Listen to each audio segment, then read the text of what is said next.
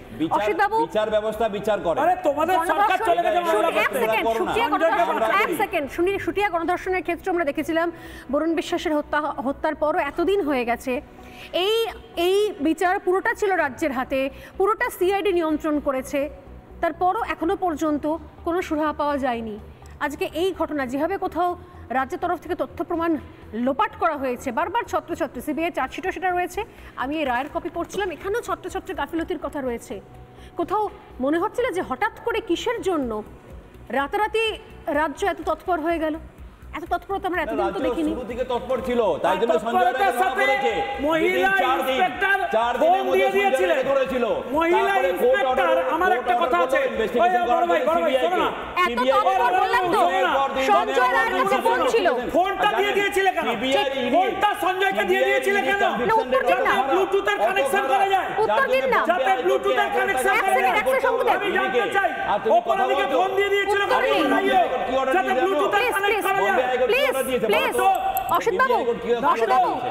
এই রায়ের কপিতে দেখা যাচ্ছে যে রাত্রিবেলা সারা রাত ধরে ফোনটা সঞ্জয় রায়কে দেওয়া হয়েছিল।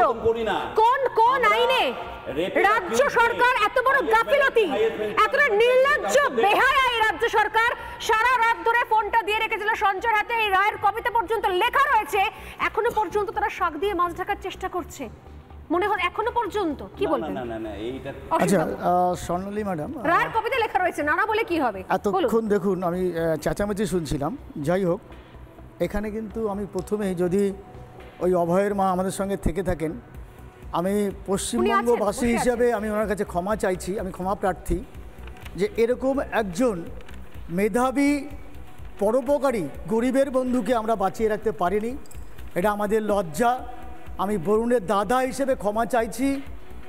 এই ঘটনার পরে আমি ওনার বাড়িতে যখন যাই, আমি ভেতরে ঢুকতে পারিনি, আমার দিদি গেছিলো। আমি প্রায় 1 মাস আমি ঘুমোতে পারিনি। আমি শুধু ভেবেছি যদি আমার মেয়ের সঙ্গে ঘটনাটা ঘটতো। আজকে জানাটা চেঁচামেচি করছে, আমার একটা মেয়ে আছে।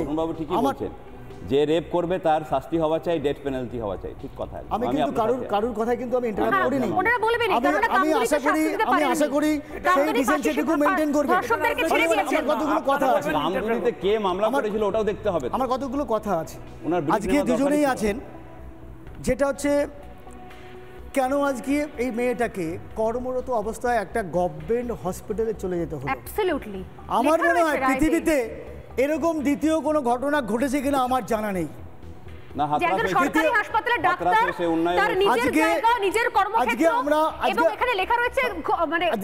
আজকে আমরা মাঝে মধ্যে আমরা মনে হয় পশ্চিমবঙ্গবাসী নয়, এই যারা বর্তমান শাসক দলে আছেন তারা হয়তো কেউ উত্তরপ্রদেশে বাড়ি করেছেন, কেউ পাঞ্জাবে বাড়ি করেছেন, তারা সেখানেই বাস করে। আমরা বাস করি হচ্ছে, আমি কিন্তু কাউকে ইন্টারাপ্ট করি না, কিন্তু আমি কিন্তু ইন্টারাপ্ট করি না, কিন্তু সব জায়গায় রেসপেক্ট দিতে হবে আমাদেরকে। আমি কিন্তু কাউকে ইন্টারাপ্ট করি না। বলতে দিন ওনাকে, বলুন প্লিজ। আজকে যে ঘটনাটা ঘটলো আরজি করে, আমি একটা প্রশ্ন ওনাকে রাখতে চাই। উনি টিএমসি থেকে এসছেন। এই ঘটনা যদি আজকে যদি টিএমসি বিরোধী পক্ষ থাকতো, আজকে অন্য দল যদি পশ্চিমবঙ্গে রাজত্ব করতো, টিএমসি কি ভূমিকা এখানে পালন করতো? আমার প্রথম কোশ্চেন, এই উত্তরটা ওনাকে দিতে হবে। টিএমসি কি ভূমিকা পালন করতো? এই ডেড বডি নিয়ে সারা রাজ্য দাঁড়িয়ে তো আমি একদম বলতে পারি এখানে দাঁড়িয়ে বলি এটা আমি পরে আমি শুনবো, আমার অনেক কোশ্চেন আছে। আজকে যে তৎপরতা দেখানো হচ্ছে যে ইমিডিয়েট সঞ্জয়ের ফাঁসি দেওয়া হোক, আমি একটু আগে অভয়ের মাঠ থেকে শুনছিলাম, আমার চোখে কিন্তু জল এসে যাচ্ছিল। আমার ঘরে একটা মেয়ে আছে, আমরা 3 জন এখানে 4 জন বসে আছি। স্বর্ণালী ম্যাডাম, এই 4 জনের ঘরে যদি কোনো একজন মেয়ের সাথে এই ঘটনা ঘটতো, আজকে উনি কথা বলছেন, ওনার মেয়ের ঘরে যদি এই ঘটনা ঘটতো, উনি কথাগুলো বলতে পারতেন? আপনি প্লিজ বলুন। উনি পারতেন এই কথাগুলো বলতে? আজকে যার ঘরে হয়েছে, যার ঘর থেকে গেছে, আজকে বরুণ বিশ্বাস আমার ঘর থেকে গেছে, আমি অনুভব করছি।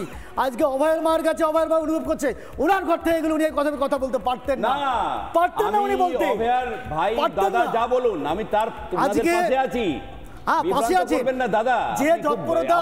আচ্ছা আমি কিন্তু ইন্টারাপ্ট করিনি, আমি কিন্তু ইন্টারাপ্ট করিনি, পাশে আছি, আমি ইন্টারাপ্ট করিনি আপনাকে। মহিলার উপরে আমি আবারও বলছি, আমি কিন্তু মহিলার উপরে কাউকে ইন্টারাপ্ট করিনি।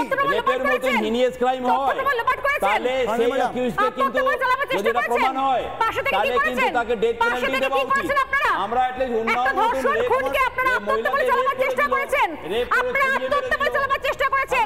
যারা যারা এই মুহূর্তে সঞ্জয় রায়ের পক্ষে কথা বলছে, তৃণমূল কংগ্রেস সরকারকে গার্ড করার চেষ্টা করেছে, প্রত্যেকের এগেইনস্টে ক্রিমিনাল অফেন্সে প্রত্যেকের এগেইনস্টে মামলা করা উচিত। আমার ছোট্ট একটা মেয়েকে শেষ করে দেওয়ার পর এখনো পর্যন্ত এরা কথা বলে যাচ্ছে, ছত্রে গাফিলতি। আমার কিন্তু শেষ হয়নি, এরকম যদি ইন্টারাপ্ট করে আমাকে তো ডাকবেন না, আমাকে কিন্তু ডাকবেন না।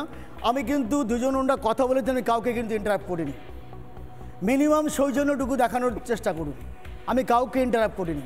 আমার অনেকগুলো কোশ্চেন আছে, যার ঘর থেকে যায় সেই রিয়েলাইজ করতে পারে।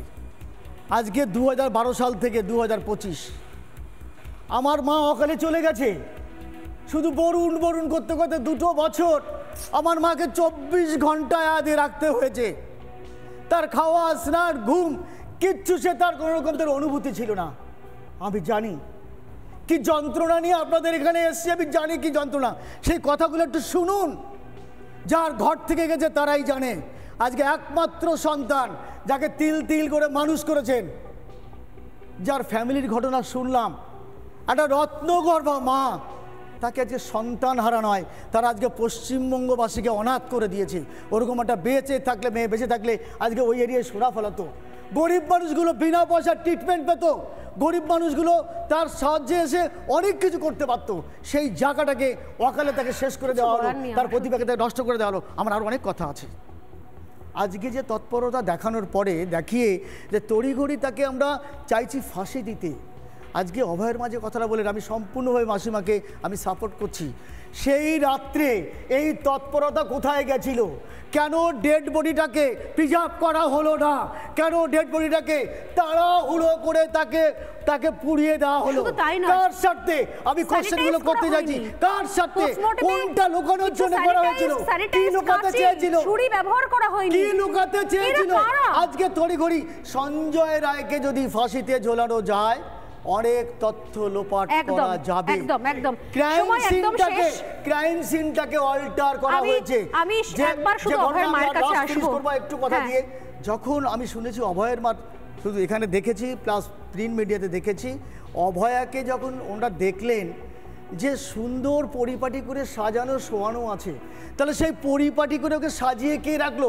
একটা মেয়ের যার পেলভিক বোন ভাঙা, তার সব কিছু তছনছ করে দিয়েছে, রক্ত বেরোচ্ছে, তারপর তার সব কিছু চশমা চোখে, তার চুল কি করে থাকতে পারে? তারা কি শুধু একমাত্র সঞ্জয় রায় ছিল? এই কোশ্চেনগুলো উত্তর কে দেবে? এবং সর্বোপরি আমি লাস্ট একটা কথা বলবো, দিদি, মমতা বন্দ্যোপাধ্যায় যখন মঞ্চ থেকে বলেছিলেন যে ফাঁসি চাই, সেই মঞ্চের পেছনে বড় বড় করে হোর্ডিং এ লেখা ছিল দোষীদের ফাঁসি চাই, অতএব তারাও জানতো দোষী এক নয়। নানা ধরনের কন্টেন্ট দেখার জন্য লাইক করুন, শেয়ার করুন আমাদের ফেসবুক পেজ, সাবস্ক্রাইব করুন আমাদের ইউটিউব চ্যানেল। পাশাপাশি অন্যান্য ব্রেকিং নিউজের জন্য অবশ্যই চোখ রাখুন রিপাবলিক বাংলায়।